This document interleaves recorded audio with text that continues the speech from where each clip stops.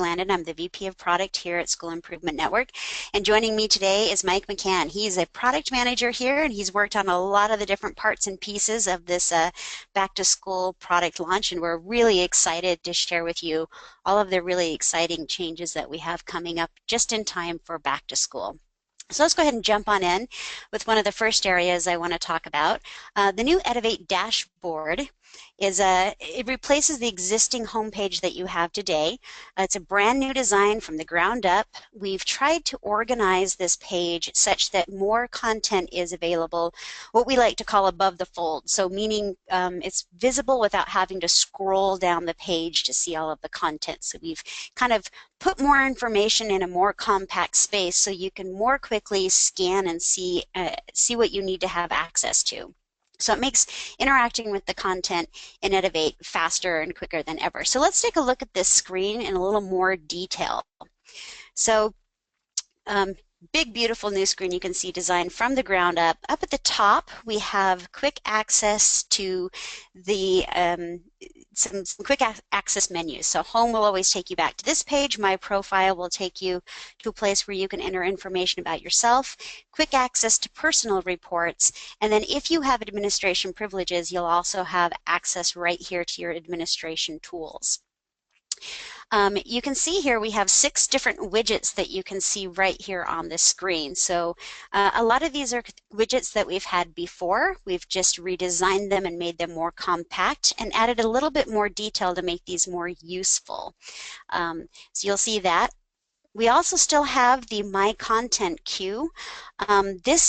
This control before was a little bit further down the page in Edivate, and several people were missing that this existed and having to scroll the page. By making the design more compact, the My Content queue now becomes more visible and is actually more useful for people to interact with this valuable feature. So that's the new Edivate dashboard.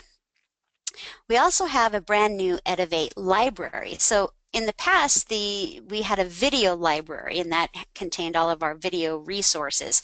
We now have the new Edivate library, which is going to house all of our different resources.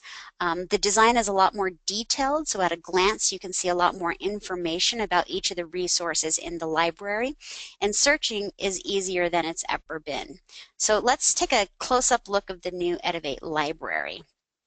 So you can see right across the top, we have menus that help you filter out what you're searching for. And as you choose a subject or grades or topics, the library actually automatically searches on those. So it's a very fast, very dynamic experience to find what you're looking for. And you can actually search by multiple subjects, multiple grades. So this lets you really filter in on exactly what you're looking for. And then let's take a look at some of the resources themselves in the library. So what we're looking at here is a video resource. So you can see down the left-hand side, there's a red bar with a little play icon. And that helps us know that this resource is a video type of resource. So here we can see the name of the resource, the play time of the video itself, and then a short description about what that video does. Right below that video resource, you can see another type of resource. This is a discussion or a community post resource. So you can see the little speech bubbles that helps you know that. So this is something that through the search criteria, this topic might be of interest to you. We also have other resource types that will be available through the library. The top resource there is our new micro-credential, which we had a webinar on yesterday for those of you who are in attendance. And if you missed it, please make sure you check back and look for the recorded webinar or join us in a future upcoming live webinar related to micro-credentials. But you can see here again all of the details related to the co-plan learning micro-credentials in this case. Right below it is a document or a file type resource, and this might not be available right at back to school, but in the future we'll be adding additional content types to the library, so stay tuned for those. And in this case we see a document about making learning personal, and so like I said, keep an eye out for additional resources to make its way into this library. You can also now have groups show up in the search results. So in this case, the LFCISD Algebra 2 group shows up here in the search results, and you can see a little bit of details. And if you have access to that group, clicking on it will take you in so that you can participate in your group activities there. So that's the new Edivate Library. So let's talk about the redesigned user profile or My Profile page. So this is we have a beautiful new design for this screen. It's very sleek, and it's really just beautiful, and more important than just, it's better to be functional than just look real good. This actually allows us to capture a lot more information about the users of our system, which allows us then to make better recommendations and personalize the learning experience all the more for the user of Edivate. So let's take a look at what this new screen looks like. So you can see here we have a couple of different cards. We have a card about my personal information, who I am, where I'm at. I can provide a little bit of background there. The My Background section actually allows me to set my roles, any grades that I teach, and any subjects that I teach. A big difference here between the back-to-school version of Edivate and the version of Edivate that we have now is in the future you'll be able to set multiple grades and multiple subjects, and this, as I said, will help us with that search and recommendation. Just make that even more personalized to the user. We also have an area where you can specify things that are of interest to you as a user of the system, which again helps us with our recommendation engine. Changing these items are very easy. You just click the little pencil icon, and then for each of these areas you have the ability to change all of these and edit all of these. So you can kind of see how easy that is to just choose a role, choose a grade, specify interests that you have. So that's the new user profile, user profile settings. So I do want to talk about, as I mentioned before, we have a whole nother webinar that goes through what Edivate micro-credentials are, but just to kind of recap here in this presentation, Edivate micro-credentials are set up to really help people who have already developed a competency in a particular skill demonstrate that competency and then have recognition for the mastery of that particular skill. So the way that we handle this in Edivate is we have, for a given micro-credential, in this case the co-plan learning micro-credential, you can see this is the details for this one. So let's take a close-up look at some of the different aspects of this particular micro-credential. So you can see we have a short description. We make it clear which competencies are required. You're required to provide evidence for and master to achieve this micro-credential. You can also see there are some tags associated with this: learning, personalized, MC, all grades. There'll be various tags here which again will help with the searching. The content that is related to this particular micro-credential, whether it be learning resources if you don't have the competencies you need yet, or the ability to add evidence to the micro-credential, are housed here in the micro-credential content area. We have an Up Next area that makes it really clear that for the resources that are available, what is the next thing that you could do to actually learn more about this particular topic. So in this case, using a personalized learning profile is the next video that's up, so it makes it really easy. You can just click on it and engage with that video right there. We also have a list of related micro-credentials. So these are micro-credentials in the same either topic, or they're related to this co-plan learning micro-credential in some other way. So it makes it really easy to find other micro-credentials that you may be interested in. If you're interested in co-plan learning, perhaps you want to complete the flexible pacing micro-credential. In this particular case, the learner is already 40% of the way through that micro-credential. They may want to go ahead and engage with that and complete that micro-credential as well. So again, if you want to know more about micro-credentials, we really encourage you to join our webinar. You can check the website for the upcoming schedule or for the recorded version. When you've earned a micro-credential, on the Learning Targets screen, we'll actually be able to list all of the completed micro-credentials as well as any of the micro-credentials that you currently have in progress. It's just a really easy, fast way to get to all of the work that you're doing related to micro-credentials. All right, now Many of you may know that we released a brand new observation product back in January or February of this year, and that product was called Edivate Observe. Well, we've been diligently working on adding more and more functionality and updating that product, so we have some exciting updates to that product as well that will be going out just in time for the next school year. So the first thing that we have coming out is a brand new iOS app for Edivate Observe. And this app is primarily designed to allow people to perform observations in the classroom with the Edivate Observe app. So let's just take a quick little look. You can see the user interface is very clean. It's very easy to interact with. It makes it very simple to pull your schedule in, find the observations that you're doing, perform those observations in a classroom. The other thing that's very nice about the mobile app is if you're in an area where connectivity is either spotty or non-existent, you can still go ahead and perform the observation in that environment. And when you get back to a place where you do have web connectivity, you can sync those results up and you're not going to lose any of your data. It nicely stays preserved. We've also added a few more reporting options in Edivate Observe just in time for the new school year. The first of which is a brand new, the ability to request custom reports through the system. So this is a work in progress still because we're not quite to back to school, but you can see here the reports page has been redesigned to list all of the pre-built reports at the top, any custom reports down at the bottom, and then there's a button in the upper right corner that says request custom report that allows the person who needs a custom report to fill out a short form and begin the process of working with School Improvement Network on crafting a custom report that's specifically suited to your needs. Once that report's been created by the Services Department at School Improvement Network, that report will show up here in your listed custom reports, and as a user you'll be able to initiate and interact with that report anytime you want. We will actually have a couple of other pre-built reports, but we don't have that mocked up here to show you today, but we are definitely working on adding more reporting functionality as we move forward.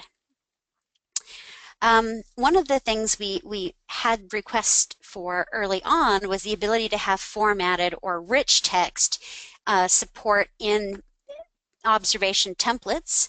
So we've added that. So just here's a quick example of, you can see in this observation, we now allow for bold text, italic text, underlined text. You can now add bullets, you can indent. So we have a lot of options for making your templates more beautiful and easier to read through the rich text functionality. So that will all be available as well.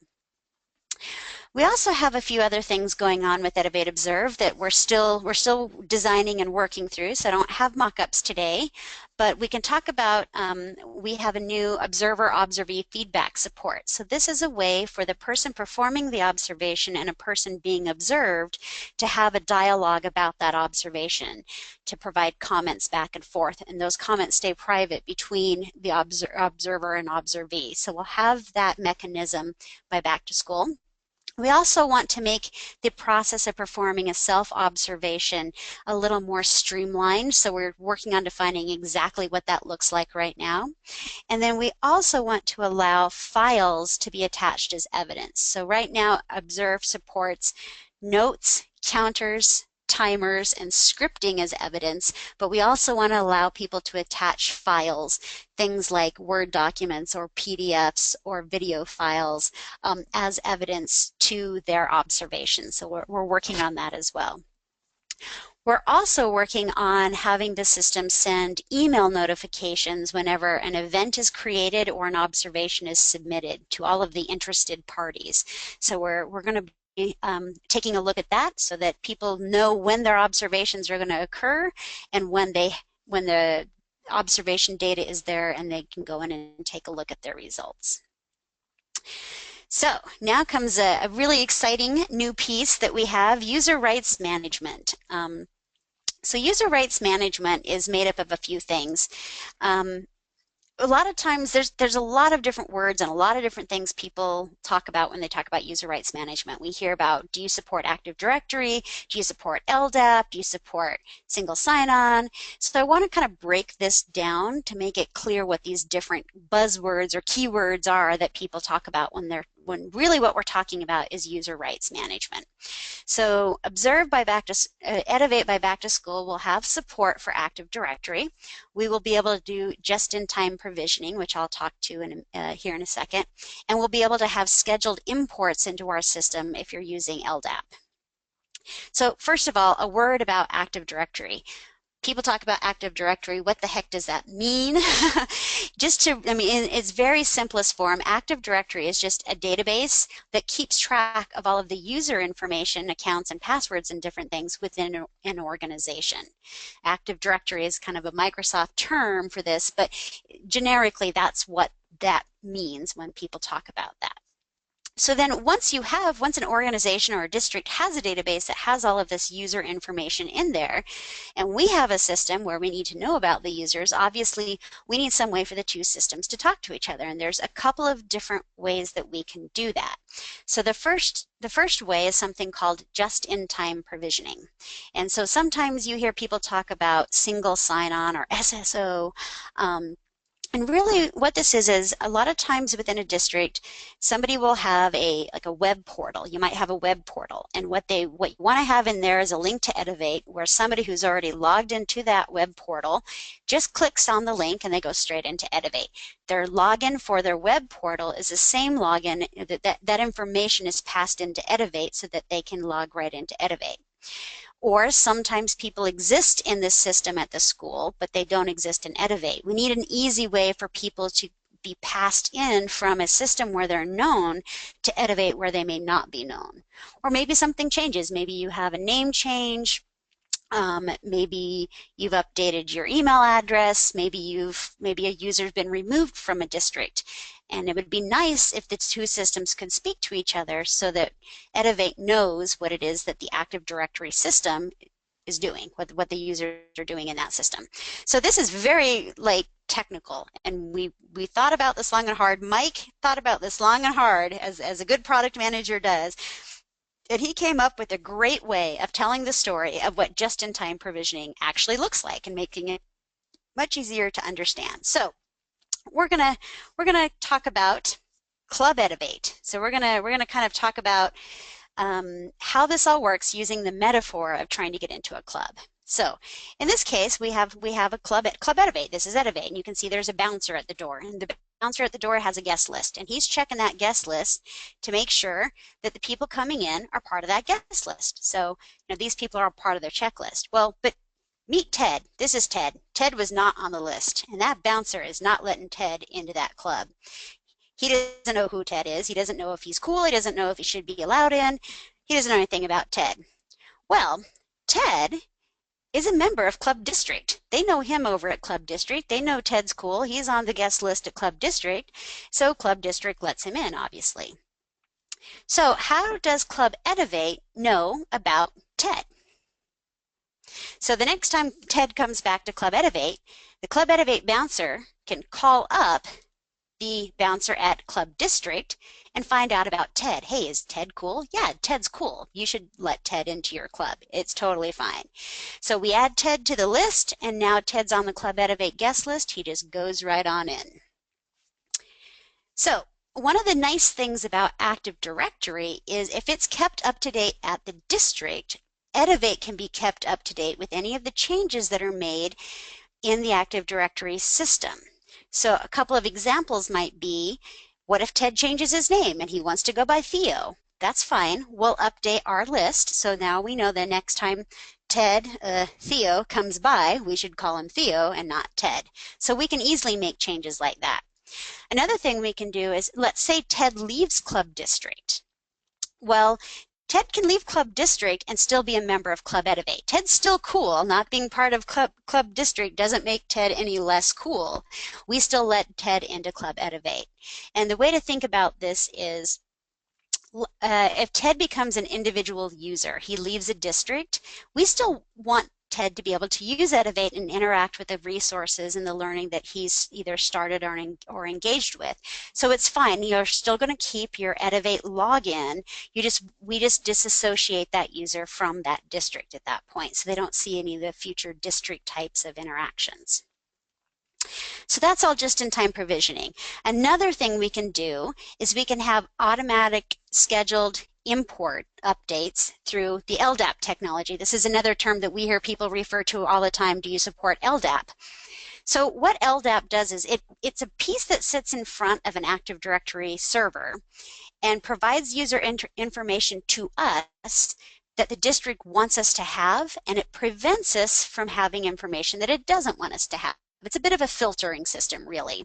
But with a system like that, the server, the district's LDAP, has to generate a file that we know about, that we know the format of. It has to generate that file. We need to get that file and bring that into our system.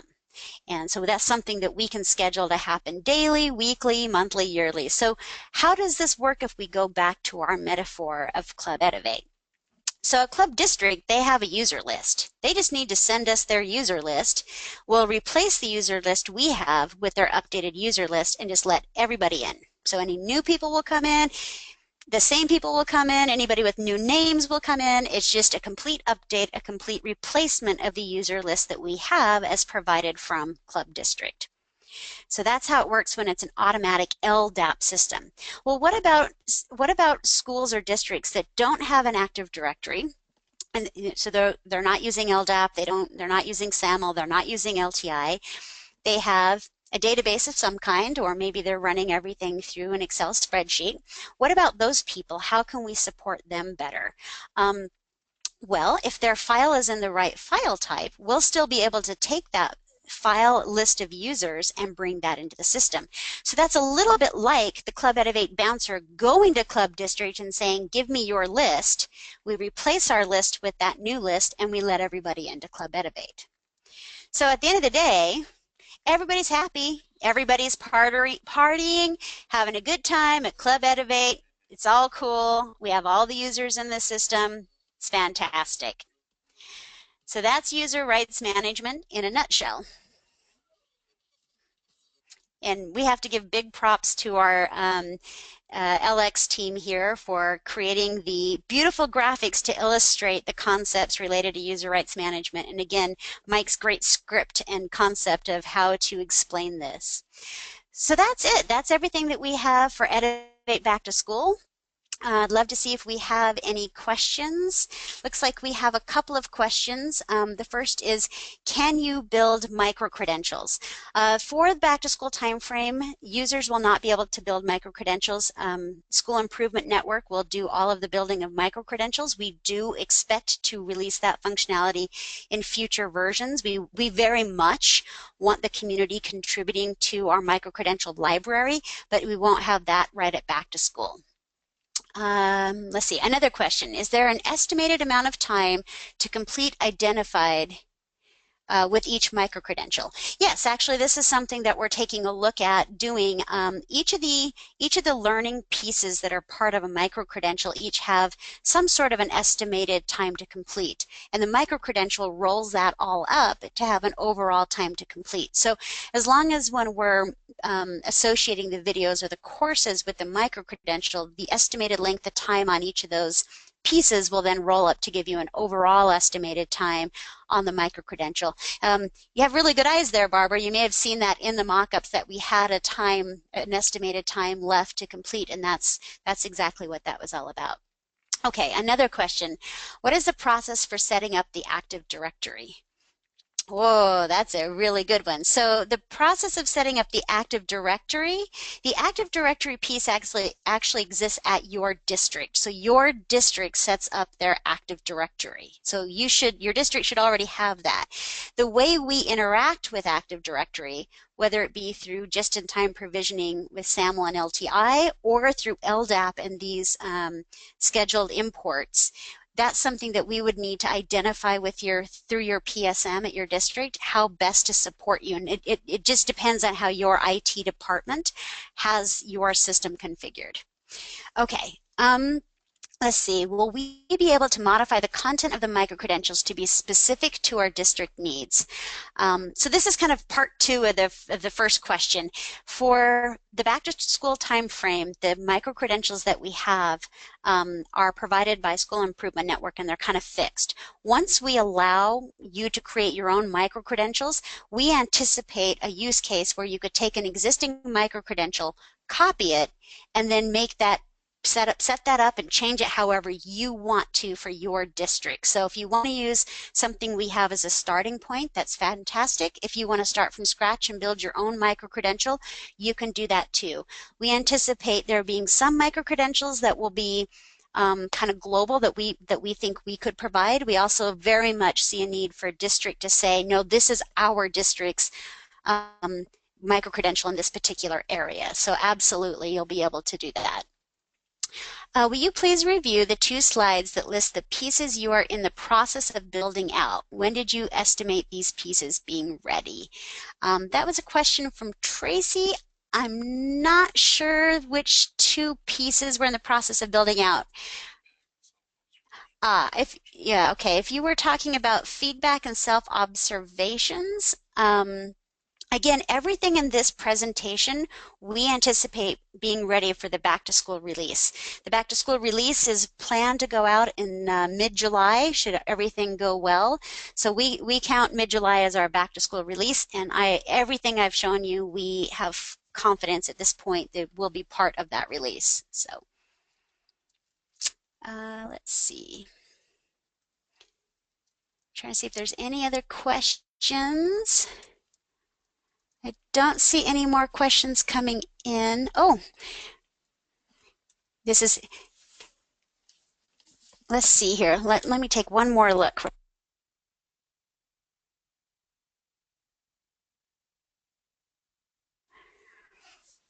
Okay, we're taking one more look through the list here.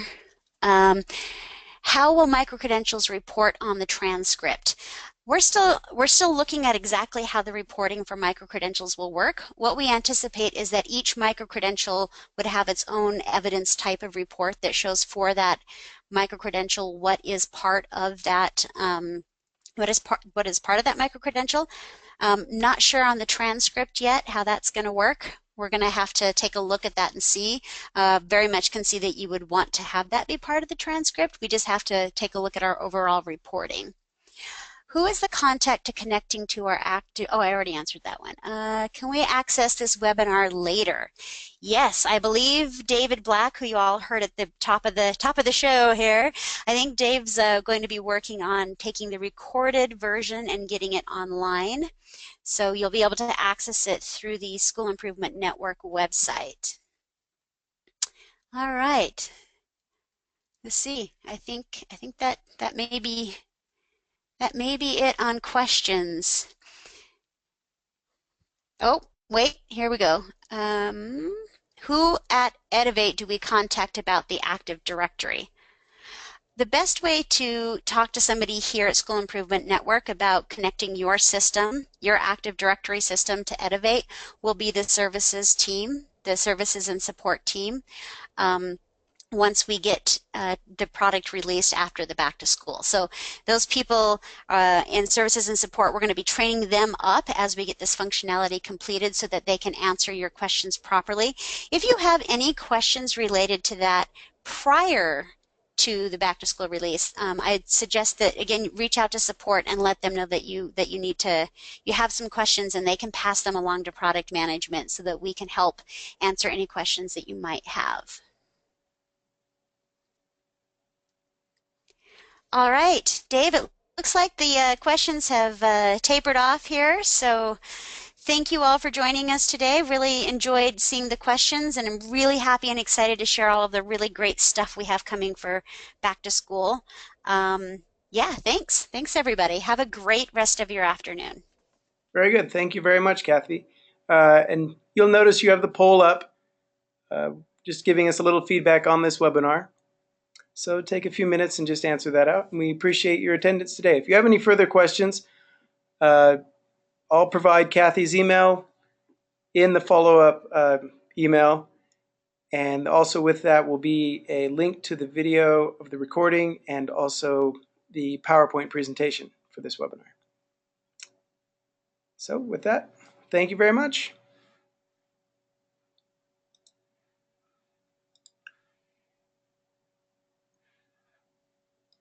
You took the words right out my mouth when you